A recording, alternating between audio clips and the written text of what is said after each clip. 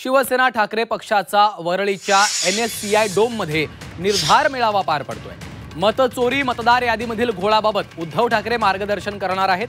या मेळाव्यात Aditya Thackeray bogus वोटिंगचा bomb फोडणार आहेत। दिल्लीमध्ये राहुल गांधी यांनी ज्या प्रकारे सादरीकरण केलेलं आहे अगदी तशाच प्रकारे मुंबईमधील मतदार यादीतील घोळाचं सादरीकरण आदित्य ठाकरे करणार आहेत। मुंबईच्या मतदार यादींमधील घोटाळा सादरीकरणाच्या माध्यमातून आदित्य ठाकरे उघड करणार आहेत अशी देखील माहिती आहे। मतचोरी मतदार यादीमधील घोळा संदर्भात उद्धव ठाकरे देखील मार्गदर्शन करणार आहेत आणि या संदर्भात अधिकची माहिती घेऊयात। आमच्या प्रतिनिधी मनश्री पाठक सध्या आपल्या सोबत थेट जोडल्या गेलेले आहेत। मनश्री, शिवसेनेच्या या निर्धार मेळाव्याकडे सगळ्यांचं लक्ष लागलेलं आहे, कारण आदित्य ठाकरे प्रेझेंटेशनच्या माध्यमातून मतदार याद्यांमधला घोळ असेल, एकूणच मतदार प्रक्रियेसंदर्भातले त्यांचे जे आक्षेप आहेत त्याचं प्रेझेंटेशन करणार आहेत, त्यामुळे देखील याकडे लक्ष लागलेलं आहे। सध्या काय घडतंय, काय वातावरण आहे? आगामी BMC निवडणुका ज्या अतिशय महत्त्वाच्या ठरत आहेत। मुंबई महापालिकेची तिजोरी नेमकी कुणाच्या हातात जाणार हा जो एक प्रश्न आहे, त्या मुंबई महापालिका निवडणुकीच्या पार्श्वभूमीवर आजचा हा निर्धार मेळावा महत्त्वाचा आहे, कारण आदित्य ठाकरे अगदी राहुल गांधींच्या शैलीमध्ये प्रेझेंटेशन करतायत मतदार यादीमधल्या घोळाचं। तर आता आपण बघतोय की पदाधिकारी यायला सुरुवात झालेली आहे आणि पदाधिकाऱ्यांनी काही पोस्टर्स सुद्धा इकडे आणलेले आहेत आणि या ठिकाणी आपण बघतोय की ओम भट स्वाहा तात्या विंचूचं जे कॅरेक्टर आहे मराठी सिनेमामधलं, त्या कॅरेक्टरला घेऊन काही एक संदेश देण्यात आलेला आहे की ठाकरेंवर बोलण्याची तुमची अवकात नाही, अशा पद्धतीचा संदेश आहे। खाली लांडग्यांचं देखील चित्र आहे आणि त्याहीपेक्षा महत्त्वाचं म्हणजे खाली महाराष्ट्र नवनिर्माण सेना अर्थातच मनसे आणि शिवसेना या दोन्ही पक्षांची चिन्ह आहेत। ज्या पदाधिकाऱ्यांनी ज्या कार्यकर्त्यांनी हे पोस्टर आणलेत आपण त्यांच्याशी बातचीत करणार आहोत। मला सांगा की हे पोस्टर तुम्ही का आणलेलं आहे? हे पोस्टर तुम्ही का आणलं? पोस्टर आताच्या जे राजकारणाचे जे ओम भट स्वाहा जे अंधश्रद्धा जे पसरवण्याचं जे आताच्या सरकारनं जे काम केलं आहे त्याची एक झलक म्हणून आज तात्या विंचूच्या निदर्शनात आणून दिलेलं आहे तुम्हाला। पण हे कॅरेक्टर या पोस्टरवर दाखवून तुम्हाला अंगुली निर्देश नेमका कुणाकडे करायचा आहे, कुणाकडे इशारा करायचा आहे? आताचं जे सरकार आहे आणि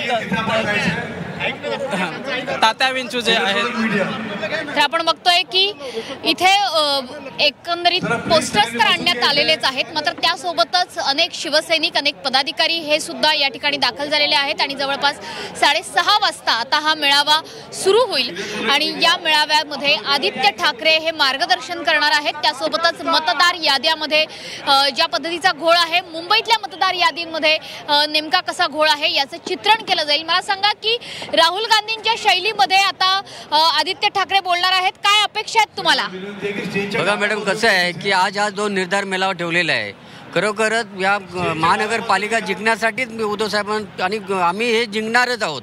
हे गद्दार जे गेलेले आहेत ना त्यांना गाडण्यासाठी निर्धार मेळावा ठेवलेला आहे आमचं उद्धव साहेबांनी।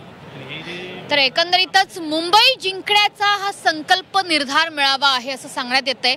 मुंबई जिंकण्याचा हा मेळावा आहे असं म्हटलं जात असलं, मला सांगा विश्वास आहे मुंबई जिंकाल तुम्ही? नक्कीच आम्हाला विश्वास आहे की आम्ही मुंबई जिंकू।